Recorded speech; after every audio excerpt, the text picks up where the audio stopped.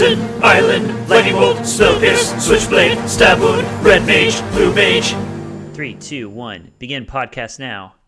Ba-dum-ba-dum-ba-dum-ba-dum-ba. It's Red Mage, Blue Mage. It's the new theme song to Red Mage, Blue Mage. It's just stupid. Throw my I hate old one in the trash. Wow. Hi, Kenny. Hi, Amber. We're really bad at podcasting. Well, you sound run down. Are you tired? Yep. Why do we podcast at 2 o'clock in the morning? I don't understand. When we have jobs that require us to be up in the morning. Yeah, and a better question, why are you always eating tacos? Well, I'm not eating enchiladas? tacos. Okay, I'm eating enchiladas. Knew it. And wasabi peas. That is the snack of this episode. This episode brought to you by enchiladas and wasabi peas. The snack and dinner of defeat. Because this isn't the first time we've recorded this episode.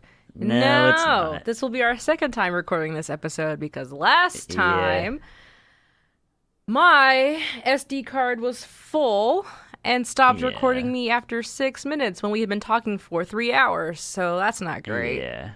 Which put us at 5 a.m. It was a tragic night. It really was. It was really, and like I'm not joking. That was our best episode ever. We'll never ever hit that ever again. No. We peaked and everything's just a slow descent into the grave. And you know there. What I hate the most though is that you had the 3 hours of you talking, and yet you refused to keep it. And so Amber wanted me to keep just my side of the conversation as a future Patreon reward, which sounds like hell to anybody who had to listen to just me talking. No, it would have been great, because then they could have added their own insert of what I would have said. So we would have gotten fan edits where they're acting like they're asking questions that I respond to. Mm-hmm. Almost it would be just boo, or ha ha ha ha ha ha, or that's stupid. Fart. I was thinking it was going to be things, where it's I have a line where I say something like, yeah, that sounds pretty awesome to me. And then they insert the question, which is what do you think about playing red cards and lightning bolts? Yeah, that sounds pretty awesome to me. Nope. Anyway, don't even get that. We're going to press on. Don't even get that. Don't even get that. It's all dead. I keep interrupting you on purpose. Sorry. It's okay. So we're gonna re-record with the disclaimer out front that we've been through this material before. So should we act surprised? Yes. All right. Okay. It's Oscar time. Time for some performances here. All right. She's smiling now. Now I've got her in with a mini game. Okay. So, in that case, it's time to once again pick a card. You son of a bitch. Pick a card. Pick a card. You're just inserting all new songs after the segment's music plays. Pick a card. Okay, I'll make that an alternate track. So, it's pick a card. This was your idea with a slight modification. You threw out there, I said we just haven't picked a card in a long time. And you're like, let's pick our favorite War of the Spark cards. By the time this goes out, War of the Spark is done. Old Yeah, fucking who cares news. Anymore? But it'll still be a fun exercise. The extra wrinkle that we added, it's not just your favorite cards in general from War of the Spark, because then mine would be just 3 Nicol Bolas themed cards. Right. Your favorite 3 cards from a story perspective. Correct. And we kind of left that open as to what does that mean? What do you like in a story card? Yep. So, do you want to hear mine? My number 3? Again, since I was the one who came with the topic, you get to go first. Very good. Let us now begin. All right, so go ahead and click on that link and get ready to feast your eyes on this. Wait, what link? Oh shit, I'm not even there. Jeez. Google Drive. All right, we can cut this. I forgot. Already going worse than last time. I forgot that I was supposed to be looking at your stuff. Where do I go? Share. Start. Listener, this is a pale imitation of what we destroyed. Notes. Click, click, click, click. God. Cough, Kenny. You know what's funny is it's been like 2 weeks since we tried to record something, so I don't remember any of your cards. So you won't even have to act. Oh my god, it's amazing! I can see why you chose it. My number 3 is Enter the God Eternals, which is 2 blue, black sorcery. Enter the God Eternals deals 4 damage to target creature, and you gain life equal to the damage dealt this way. Target player puts the top 4 cards of their library into their graveyard, amass 4, which means you get 4 counters on your army, and you get an army if you didn't already have one. Pretty sweet. Very sweet. Lots of value in that card, obviously. You're killing a creature, you're making a creature, you're gaining life. You're milling cards, but whatever. That's kind of whatever. But the rest is pretty sweet. But I didn't choose it just because it was sweet value. I chose it because this is War of the Spark, and this one I think really plays up on the war part of War of the Spark. I think to have it be a satisfying story, we really need to know like what the stakes are and what it feels like on the ground for the people that are seeing these things. And I think it's interesting because the camera shot we see is from the ground, looking up at the God Eternals emerging from the planar bridge. And I can imagine this story where the Eternals maybe are being driven back at some point. Maybe it's looking hopeful. And then the portal opens wider and these eternalized behemoth gods step out of it with even greater numbers. And I like that this one really nicely conveys both in the name, really epic name, and the art, and just everything that it does, just this overwhelming force, this sense of hopelessness that emerges. I have a question. I like that. Oh, yeah. I have questions. So, Yeah. one, this is Liliana's controlling these armies right now, right? Yes. Okay, and so this is supposed to be Nicole Bolas's zombie army, correct? Yes, also correct. Okay. And then, so I have never played with any of the Amonkhet set, I don't think. I mean, other than maybe like a splash here and there. Sure. So what happened on Amonkhet? The gods died and they were raised as zombies?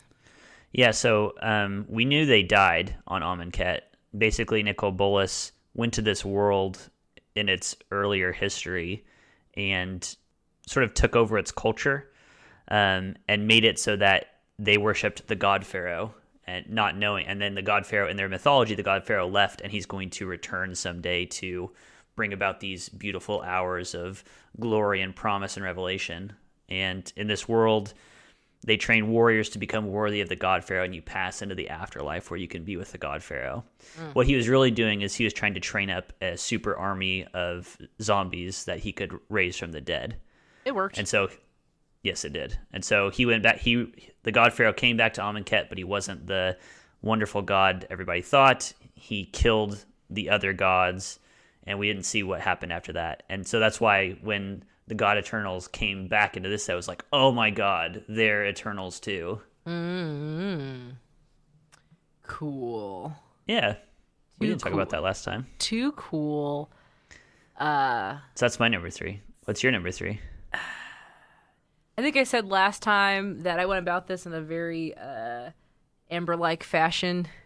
And so I remember when you read this card to me, I was like, oh, wow, that's a good card and smart and like actually about stories. And then I picked my card just because, one, I like destruction, simple destruction. Of course.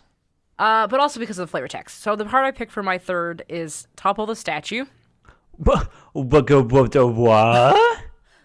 need to work on that. Surprise noise. So it's 2 and a white. It's an instant. And it is tap target permanent. If it's an artifact, destroy it, and then draw a card. I think it's I can't remember what the heck this thing is. It's like Selesnia's living home man.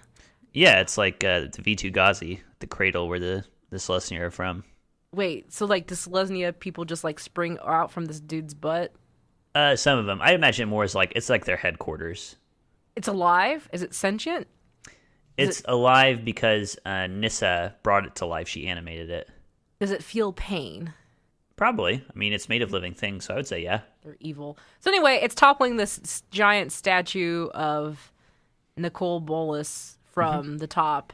And I like the favorite text because it says, Bolas cared little when his statue fell, thinking it a useful distraction, underestimating the surge of resolve it gave his opponents. So I like it because it like gives you this like, I don't know. Talking about it the second time is definitely very hard.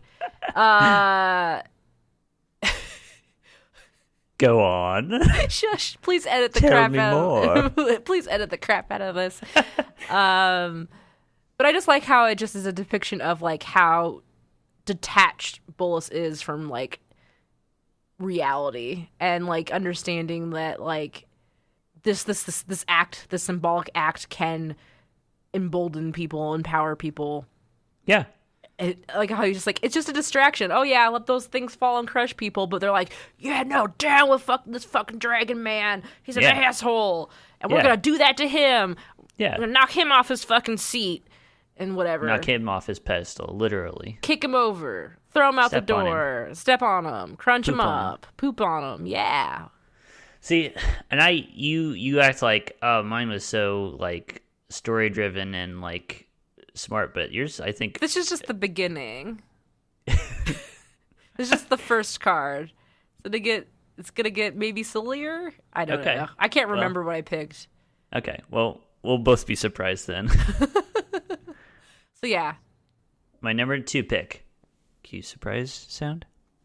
A land. Is that How good? can this be? Lands are just resource. Yeah, so my number 2 pick is Mobilized District. It is indeed a land. It taps to add a colorless mana, and it has 4. Mobilized District becomes a 3/3 citizen creature with vigilance until end of turn. It's still a land. That ability costs 1 less to activate for each legendary creature and planeswalker you control. So it's a land that turns into a creature by paying some mana. It's a citizen creature, which is kind of cool, and that ties in with the beautiful artwork, which is a view of sort of the plaza looking at Bolas's citadel in the distance at sunrise, it looks like. And it shows a unbroken string of people who are joining hands across the card frame. And at the bottom, the flavor text, again, just like yours, I think the flavor text here really adds to it a lot. It says, sometimes the strongest weapon you can hold in your hand is another hand. Insert weeping. Yeah. Soundbite right now. I really like this theme, and it comes up in a few cards. Another card that has a similar thing was Pledge of Unity, which shows a bunch of people, a crowd of people around Gideon, placing shoulders on him holding Black Blade in the air, and basically saying something along the lines of, no one hero is going to save the day. It's all of us in this together. Really like that theme quite a bit, and just like Enter the God Eternals is really playing on that hopelessness. Your card, Topple the Statue, and Mobilized District are playing up on the hope that is created in it. Mm-hmm. Well, what I like about its ability is that if you have a legendary or a planeswalker who is, fighting for inspiring the people, Ravnica, it makes sense that's a really good ability to have it cost 1 less to activate for each of those types that you control. Yeah, they're like rallying. That's good.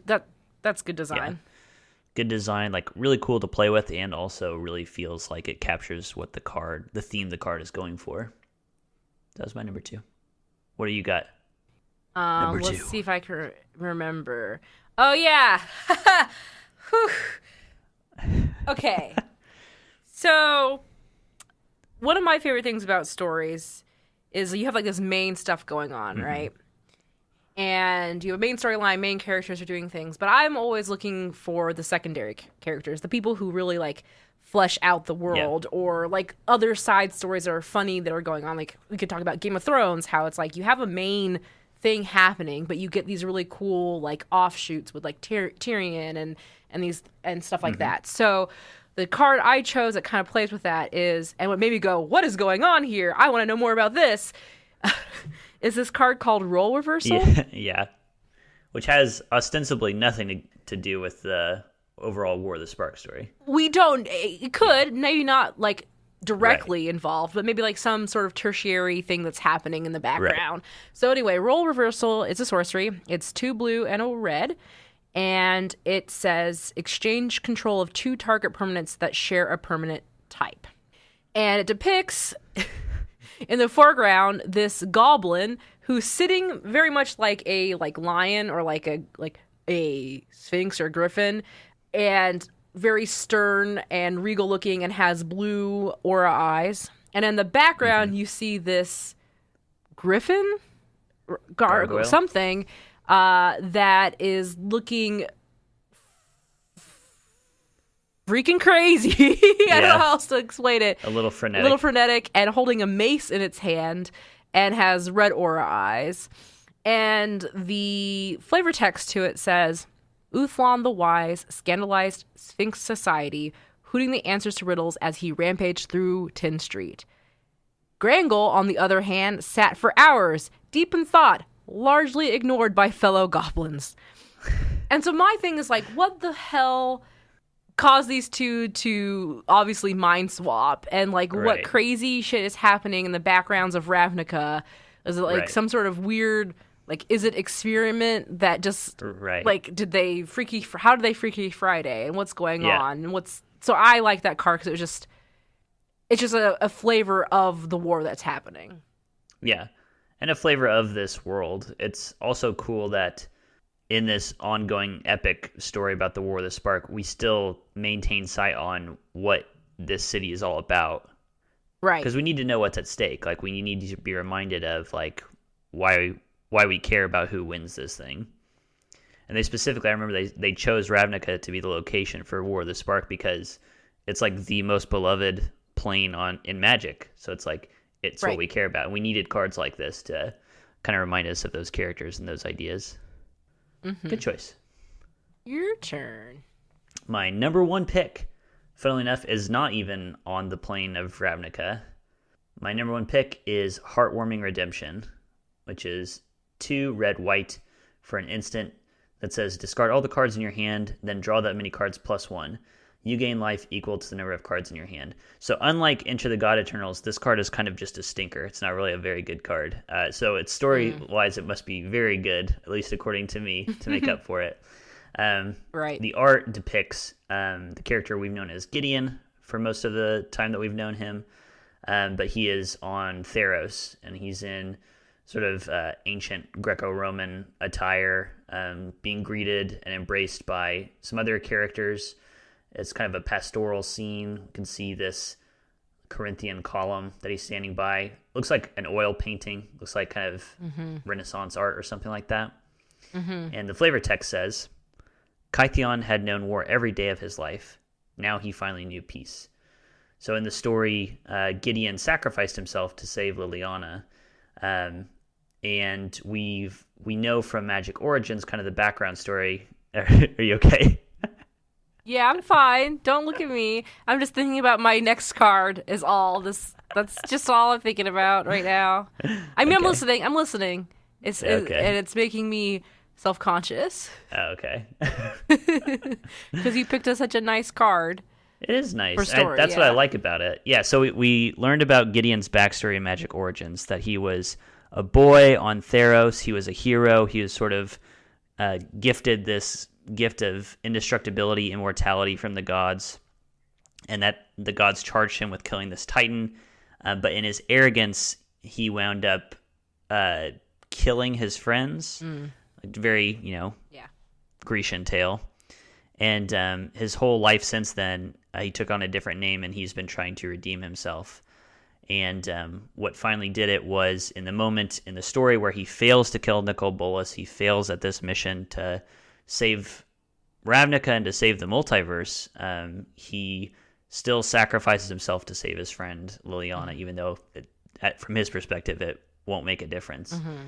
And that was the thing that redeemed him, and we get to see him in the Theros afterlife, reunited with his friends. And it's cool, one, to see a storyline close for a character in Magic, and it's also really cool that it closes in a positive way. So many characters in Magic reach their end, and it's tragic or bad in some way. Right. Just like it's tragic when they become Planeswalkers. Exactly.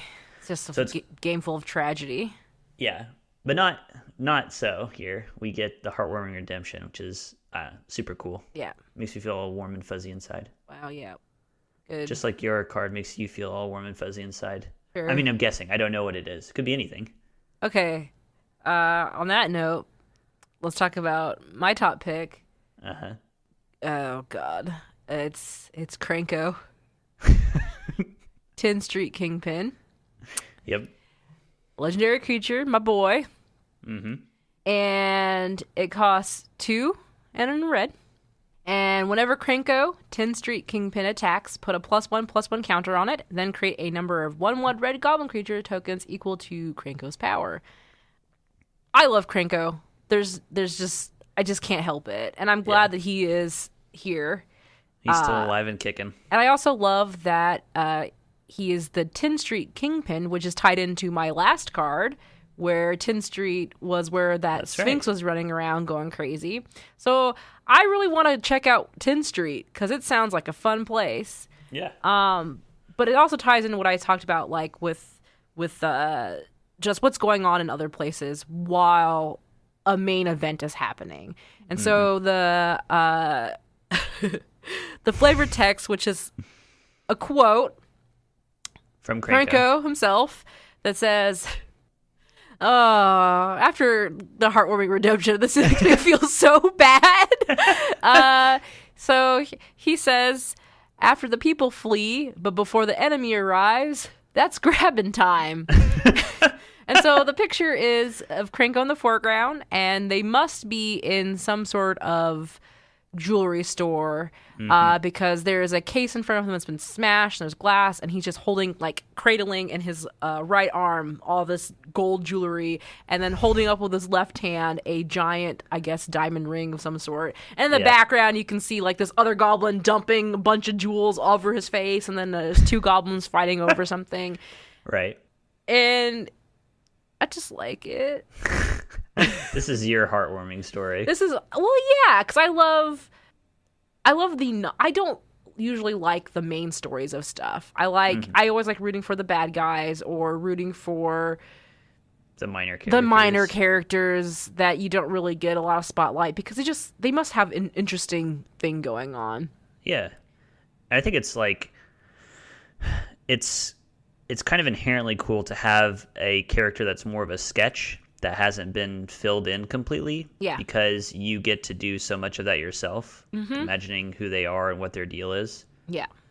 It's like the Darth Vader complex where it's like Vader is cool because we don't know a lot about him. And then you get the prequels and it's like, oh shit, geez, now I know everything. What a whiny, creepy stalker baby. Now I hate it. Now I hate him, just like I hate sand as well.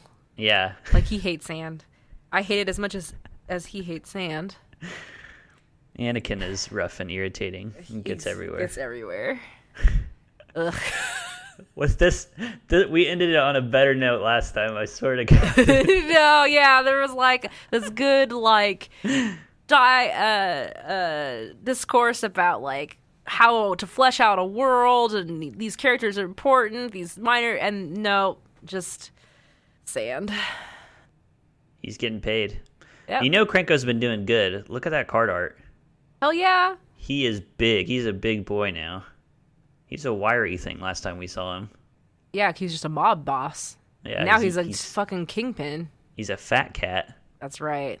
Getting it, Krenko. He's going to be way rich after these events. Hell yeah. Fuck you, Gideon.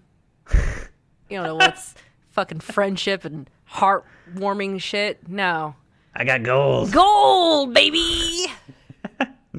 Okay, so we should get to the second segment, which we did not get to in the first recording. So we are in uncharted territory.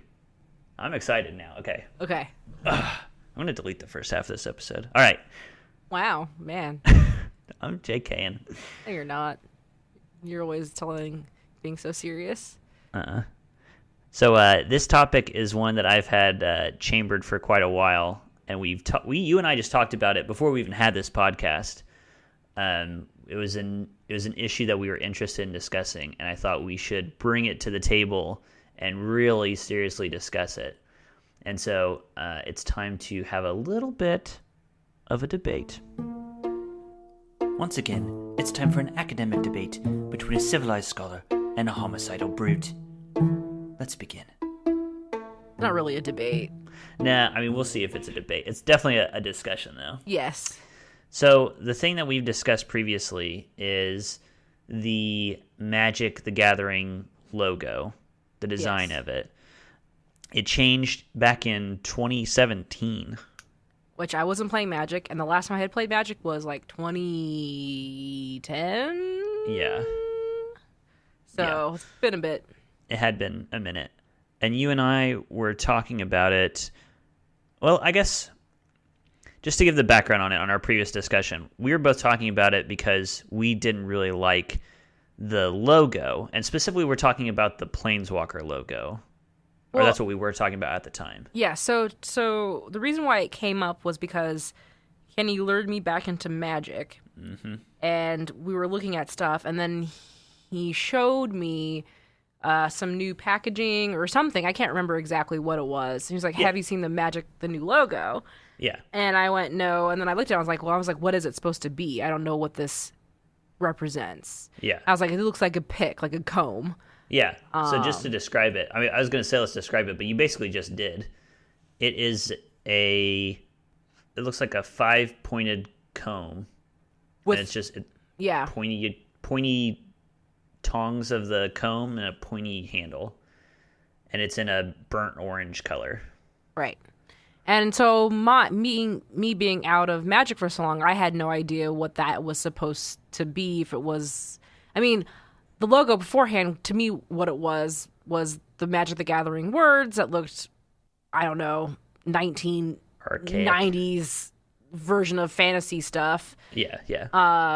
And then just the 5 colors in the circle on the back of the card or whatever. Right. And so to me, the Magic the Gathering logo, there was just the words. It's just a logo type. Yeah. And so I didn't know what this was, and because I had literally stopped playing right after Planeswalkers had become a thing, I had no association with this symbol. Do you know when the symbol was actually being used for Planeswalkers? It was used earlier than that. I'm looking at an article, Raising a New Banner. It was published October 8th, 2017. And basically they're talking about, this is their article where they're announcing this logo transition. And they mentioned that they've been using that Planeswalker logo previously. I think, actually now that I think about it, the first place that Planeswalker logo emerged was Plane Chase. Okay. The expansion where you planeswalk to different worlds as you play, because they needed a symbol on the die, the Planeswalker die, to represent Planeswalk. Right. And so I think that's the first place where that logo emerged. Right. And then after that, it just sort of started getting used more and more. It actually appeared on some cards. So Omniscience integrates that image into the card art. It shows Jace walking on a platform that diverges into 5 paths. So that kind of calls up that logo. And then eventually it got used on more and more packaging to the point where they said, this is actually going to be our logo moving forward. Because Planeswalkers and the Spark and all that stuff became really like the core of Magic, correct? Right. Yeah. Planeswalkers especially. Yeah. Are like their flagship cards and their flagship characters. They're just really important. Yeah. So I've thought about this logo a lot. At first, my first reaction was, I don't know, it looks kind of silly because I don't get the initial, connection. Mm-hmm. But then when you're like, oh, it's supposed to be about Planeswalkers, they have a spark, and there's also the 5 colors of mana, I started to go, okay, if I was, I do graphic design all the time. And yeah, for your career. For my actual, that's what I'm trained to do. That's what I've been doing for the goddamn last 12 years. And I love it. I love doing it. Yeah. But it's like when you are trying to work, it's just really difficult. It's a lot of mental, lots of stuff are, but yeah, this is definitely one of those higher, because it's not just I'm coming up with something. There's a board of directors, there's marketers, there are all sorts of people who get to express how their opinions on stuff. Yep. And so I try to put myself in the same shoes as the designers who made this. And you know what? It's not that bad. All things considered. All things considered. And really, people are going to be like, oh, what is this new thing? But over time, as it goes on, you just have to, you start to associate it. And it's actually a really distinct shape, an icon that would stand out. What made me change my mind even more recently was I was watching some video, and it was showing artwork of places in Ravnica, and it actually showed a floating island. Is this the Ristic Studies video you're talking about? I think so. And it was pulling out. It was showing the island, floating island, and it was actually in that same shape. And it took that shape. And I was like, "Dang, that's cool. That's actually really cool." That was originally used. That clip was used in one of the teaser trailers for one of the recent Ravnica sets. Gotcha. Yeah. And so that's actually really smart and good. It is I'll give it this. It is a versatile shape. Yes. There are lots of different things that you could do like that where it could echo some other shape. It could be a tower. It could be a crown. Yep. It could be an island, as you suggested. It can be a flame, as you've talked about with the spark. So yep. It is versatile. Okay, so how about you? What are your thoughts? I'm gonna hold back. Yeah. I think I definitely get what you're saying. And when you and I talked ages ago about this symbol, I said, as I was describing those things that it's supposed to represent, the 5 colors, the spark, all of that stuff, I was like, once I tell you all those things, you can look at it and be like, yeah, I can see that. And I can too. I can look at it and be like, I can see that. The big issue to me is, when I look at it, I don't see it. It doesn't evoke anything for me on its own as a symbol. You know what I mean? I have to be told that imagery. I have to be told that those themes are there. And then I can look at it and be like, I see them. None of it jumps out to me just by looking at the thing. Whereas I was trying to think of other examples. And actually I think D&D has a good symbol, a good logo. The ampersand that turns into a dragon.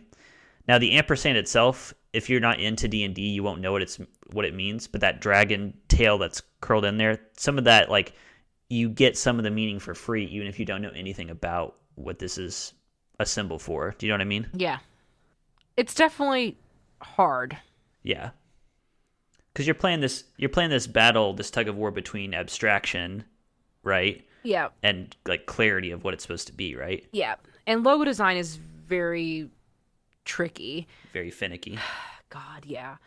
And it's definitely one of those things where I know when I go into logo design for somebody or for myself or whatever, it's definitely one of those things where you have to take into account so many things where it's how who's the intended audience, because obviously, like you said, when you just look at it as an outsider, no, there's no association. It's not like M for the McDonald's logo or the Apple logo or something that immediately evokes at least the name of something, a thing. And you look at it and it's just this spiky shape. Yeah. But then you think of things like Pepsi that really doesn't really invoke. Just really purely abstract. It's purely abstract. And I think that's what they're going for. Is and Pepsi just recently changed their logo in the last 5 years too, where it's more a wave instead of the straight lines and stuff. And I think they're trying to evoke, something pouring into a glass or whatever. Right. But over time, you just associate that shape with that thing. Right. I mean, Nike without the word is just a swoosh. Right. And I think that's what they're going here. They're just trying to take something that they can completely own. That's a unique shape that has versatility to it as well. So, like I said, using it as a mountain, or using it as an island and showing towers and stuff. Or a dragon's head. Or a dragon's head or whatever, or crown, or whatever they're going to use it for. They have a shape that they can easily use across lots of different things, and yeah, that's really smart design. Because talking about the back of the Magic cards. Yes, this is something else I wanted to ask about. Yes. When you're designing something for the first time, you have to take into consideration how long this thing is going to be used for and what product's going on. Pepsi can change their logo no problem because they're not in a thing where you can cheat. An eternal trading card An game, eternal trading card game. So, yeah.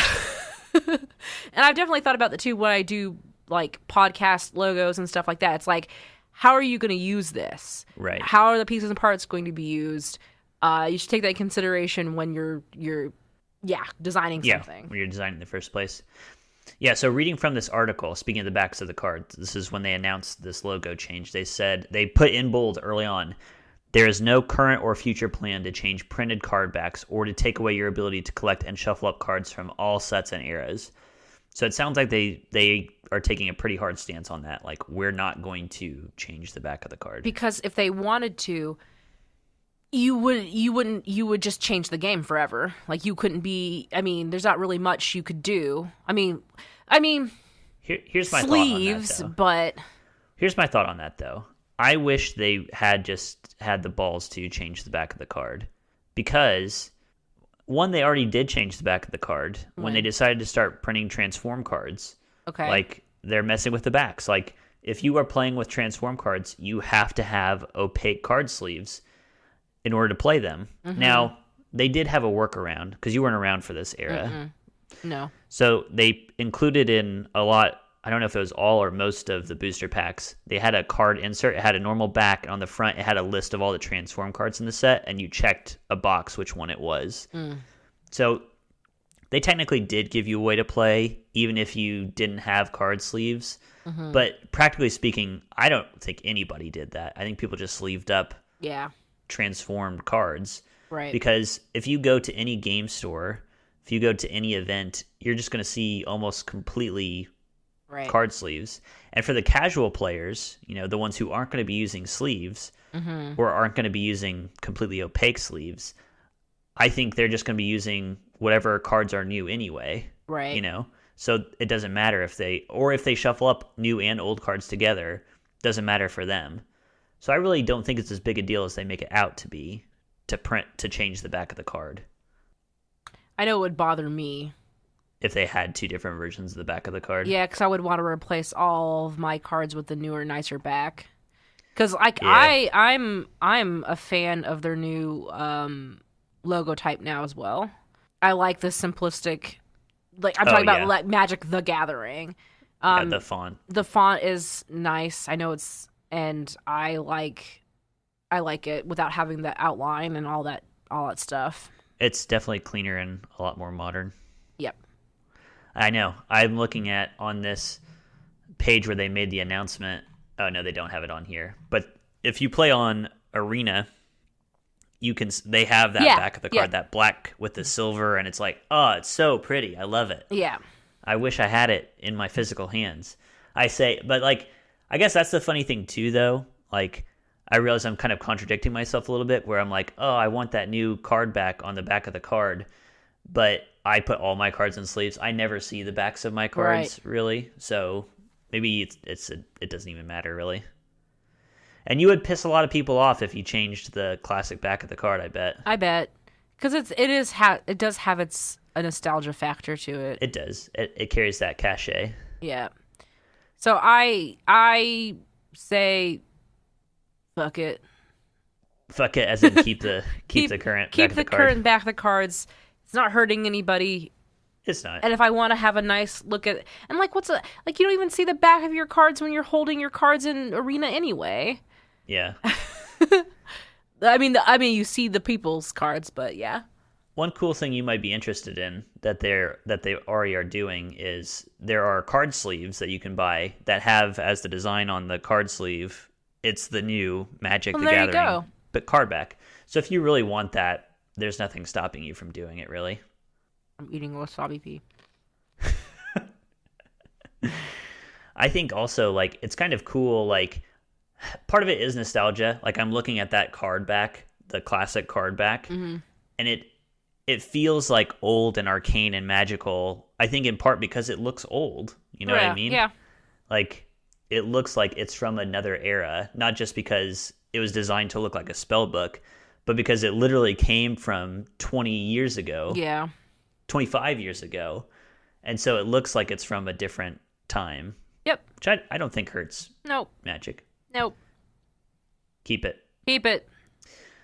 There's one last thing that I wanted to show you that I found just before we started recording today. Oh. Because it just popped up in the side of this article. Throwing me a curveball here. Okay, I want you to look up Magic Pro League. Magic Pro League. The MPL? Yes. Wow, that looks really sporty. It is really sporty because this is their esports logo. Then they did a really good job. So it communicated it to you straight away. And I was going to say that when I saw this is the first real treatment of that icon that really spoke to me. One, because it's playing on those, I don't know what word I'm looking for here, those triggers, those things that you've learned that say this is a sport that I'm looking at, you know? The slanty, the two colors. Yep. The drop out white color. Yeah. Yep.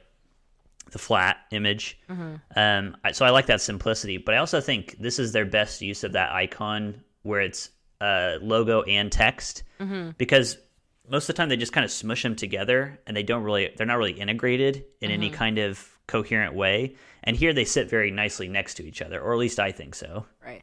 The only thing that bothers me in it is you see how the outside radii of the rectangle have a rounder, so like maybe a 0.01 radii, the inner or rectangle, 0.02, the outer rectangle, and then the inside has no corner radii. Very, very little, very small. Yeah. Ooh, and then everywhere. I mean, I guess if you want to be like me, who is a designer who wants to like explain why I did something, you'd be like, it just mimics the points of the logo, right? But I honestly would love to see that radii match the other radii because I'm a nut. Sure. To be fair, I don't know how much of the rounding is part of the official logo and how much of it is wherever this image comes from originally. Right. Do you know what I mean? Right. To be fair, but I just wanted to point this out as I think this is a really good treatment, and I think it goes to your point where it's like, already this icon is something I'm beginning to look at and view as a part of what Magic It's is. only been 2 years. Yeah. 2017. It's fine. Just give it time, and eventually you'll just come to associate that with with Magic, and it'll be fine. It'll be the next Nike swoosh. Yeah. Or it's like, I mean, even you gave the example of the Apple logo. Sure, it looks like an apple, but an apple doesn't really tell you very much about this brand at all. No. You just associate it with them. Yep. That's good. You know what? You brought me around. I didn't even think you were anywhere. I think you just kind of sat there. I don't know. I don't super care for it. It's not a logo that came out and I was like, whoa, awesome. Well, I looked at it. Last time a logo's come out and you've been like, whoa, this is great. Patreon. I don't remember that reaction at all. That's a joke. This is much better than Patreon. Yes. That's a good question. Like a logo. I mean, I gave D&D as an example because I think that was actually really good. Yeah. You're a piece of shit. These peas. Okay. Just yea verily, just as the podcast has begun with the eating of wasabi peas, so too shall it end. Yep. This is Red Mage, Blue Mage, and you can, first of all, thanks for listening. Really nice of you. Thanks for doing us a solid. We hope you enjoyed this episode. You should tweet at us. Tell us what you thought of this debate and what you think of Magic's logo. Do you love it? Do you hate it? How would you design it differently? I want to hear more people who think it's not that great. Wow. But you can email us, redmagebluemage@geekspective.com. You can tweet at me at Wolfmere. And I guess you could tweet at me at Rocket Orca. And that will be the end of turn for us. Until next time, I will be representing Counterspell. I got the ball. Do you want to hear it louder? Yeah. As I back away from the microphone. I got the ball! Bye. Bye! All right. I'm going to end this shit.